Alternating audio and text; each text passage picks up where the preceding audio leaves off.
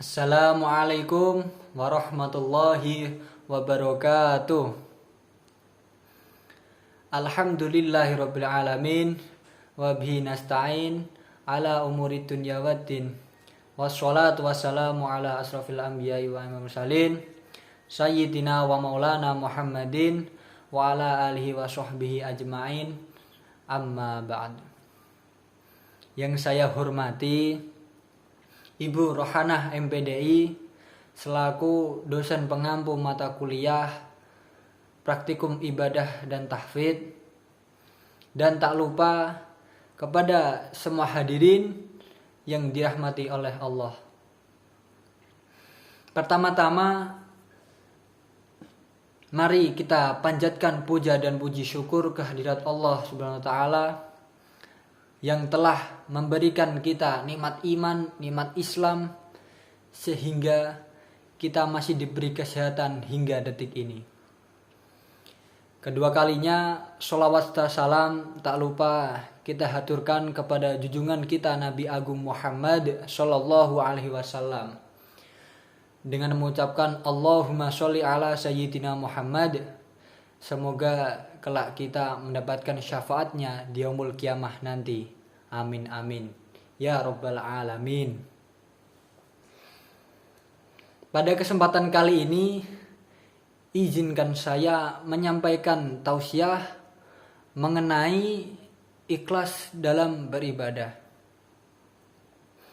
Hadirin yang dirahmati oleh Allah, semua orang tentunya mendapatkan kebahagiaan dunia akhirat. Dan untuk menempuh jalan bahagia tidak hanya ditempuh dengan santai, bersenang-senang, penuh dengan huru-hara, dan berbagai hal yang melanggar syariat Islam.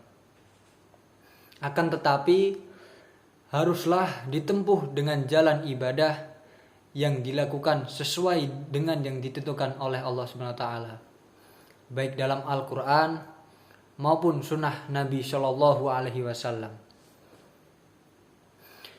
Kita semua telah sadar dan mengetahui bahwasannya Allah menciptakan manusia hanyalah semata-mata untuk beribadah kepadanya secara benar dan secara ikhlas.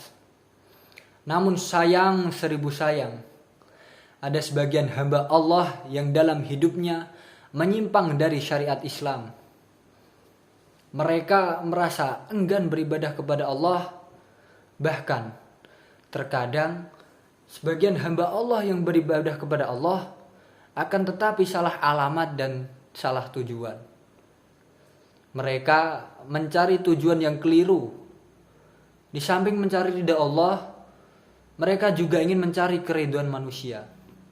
Ingin disanjung, dipuji, dan juga ingin menjadi orang yang populer. Bila hal semacam ini terdapat pada diri orang yang beriman, maka kita harus segera sadar dan mengetahui bahwasanya seorang beribadah itu harus ikhlas semata-mata murni dan ditujukan untuk menghadap ridho Allah Subhanahu wa taala. Ketahuilah bahwasannya ibadah yang hanya diterima oleh Allah hanyalah sekadar mengharap ridhonya dan harus didasari dengan rasa ikhlas. Ikhlas berarti melakukan berbagai macam kebaikan hanya mencari ridha Allah dan sesuai dengan syariat Islam. Ibadah yang dilakukan tidak didasari dengan ikhlas, maka akan sia-sia. Melaksanakan ibadah yang didasari dengan hati yang ikhlas, maka hakikatnya adalah mengerjakan segala kebaikan yang tidak ingin dilihat, diketahui, kecuali diperlihatkan kepada orang lain. Marilah kita menjauhkan perbuatan riya, karena perbuatan tersebut bisa menghancurkan amalan-amalan kita yang pada akhirnya akan sia-sia.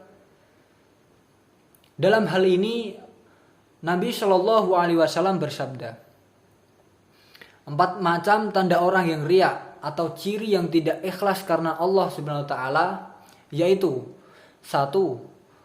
Malas ketika sedang sendirian. Yang kedua yaitu sangat tangkas atau giat di hadapan orang banyak. Selanjutnya yang ketiga yaitu amal ibadahnya meningkat ketika dipuji.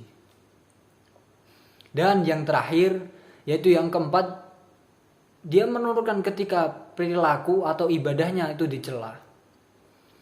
Untuk itu bagi orang-orang beriman haruslah mengetahui bahwa keempat macam sifat itu akan mengarahkan manusia ke jalan kehancuran, yakni siksa neraka.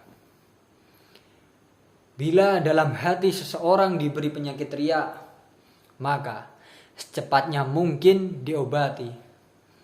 Jangan sampai berlarut-larut dalam diri kita. Dalam Al-Quran, Allah Subhanahu wa Ta'ala berfirman dalam surat Al-An'am ayat 162. Qul inna sholati wa nusuki wa mahyaya wa mamati lillahi rabbil alamin. Yang artinya, katakanlah Muhammad, sesungguhnya sholatku, ibadahku, hidupku, dan matiku hanya untuk Allah. Tuhan semesta alam, tidak ada sekutu baginya. Surah Al-An'am ayat 162 memberi kita penjelasan tentang keikhlasan dalam beribadah. Ayat tersebut juga merupakan salah satu bagian dari doa iftitah yang diajarkan Nabi Muhammad SAW, yang artinya sesungguhnya sholatku, ibadahku, dan matiku hanya untuk Allah dan semesta alam, tidak ada sekutu baginya. Surat Al-An'am ayat 162 merupakan pengakuan akan kekuasaan Allah Subhanahu wa Ta'ala. Tiada Tuhan selain Allah Subhanahu wa Ta'ala. Dan hanya Allah lah yang berhak disembah, karena tidak ada satupun makhluk yang mampu menandingi kekuasaannya. Tidak ada yang setara dengan Allah Subhanahu wa Ta'ala. Allah Subhanahu wa Ta'ala tidak menyukai orang-orang yang menyekutukannya, bagaimana disebutkan dalam hadis qudsi yang artinya dari Abu Hurairah radhiyallahu an, bahwa Rasulullah Shallallahu alaihi wasallam bersabda, Allah Subhanahu wa Ta'ala bersabda, akulah pergaulan yang tidak membutuhkan sekutu sedikit pun. Barang siapa yang mengerjakan amal-amal soleh atau suatu amalan ia mempersekutukan dengan sesuatu selain aku, maka aku terbebas darinya. Amalan itu adalah untuk sesuatu yang ia persekutukan. Hadis riwayat Ibnu Majah. Setidaknya 5 kali sehari semalam kita mengucapkan ikrar dan pengakuan ini. Ikrar yang diucapkan ketika hendak menunaikan sholat menandakan bahwa kita ikhlas menunaikannya karena Allah Subhanahu wa Ta'ala. Perintah untuk beribadah dengan ikhlas kepada Allah Subhanahu wa Ta'ala sangat wajar. Hal ini karena Allah telah mengaruniakan nikmat yang berlimpah kepada kita. Oleh karena itu, semua amal dan ibadah sehari-hari harus kita ikhlaskan hanya untuk mencari ridho Allah Subhanahu wa Ta'ala. Allah Subhanahu wa Ta'ala, kesediaan mengerjakan perintah Allah Subhanahu wa Ta'ala dan menjauhi larangannya merupakan salah satu bentuk keikhlasan sebagai makhluk. Kewajiban beribadah kepada Allah Subhanahu wa Ta'ala sangat banyak macamnya. Seperti contohnya yaitu sholat. Perintah menunaikan sholat dapat kita temukan dalam ayat Al-Quran dan hadis. Ketika azan telah berkumandang, sebagai umat Islam kita hendaknya segera menunaikan sholat dengan meninggalkan aktivitas duniawi untuk sementara. Sholat hendaknya ditunaikan tanpa paksaan dari pihak lain dan kesadaran untuk tunduk pada perintahnya secara ikhlas. Selain itu, Dengan menunaikan sholat, seseorang dapat berkomunikasi dan mengadukan persoalan yang dihadapi secara langsung kepada Zat yang Maha Agung. Hadirin yang dirahmati oleh Allah. Adapun yang dikerjakan dan semuanya itu baik-baik tapi ada rasa riya, maka hasilnya nol besar atau sia-sia. Untuk itu, marilah kita merenungkan serta mengoreksi diri masing-masing. Apakah selama ini dalam hati kita itu terdapat penyakit riya? Bila ada, maka secepatnya untuk dihapus agar segala kebaikan yang kita lakukan mendapatkan pahala dari Allah Subhanahu wa taala. Mungkin itu saja tausiah yang dapat saya sampaikan.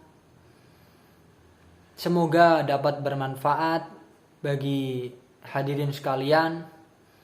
Semoga kita diberikan kesehatan, diberikan keimanan agar kita dapat beribadah terus kepada Allah Subhanahu wa taala. Kurang lebihnya mohon maaf dari saya bila ada tutur kata atau salah penyampaian, mohon dimaafkan yang sebesar-besarnya.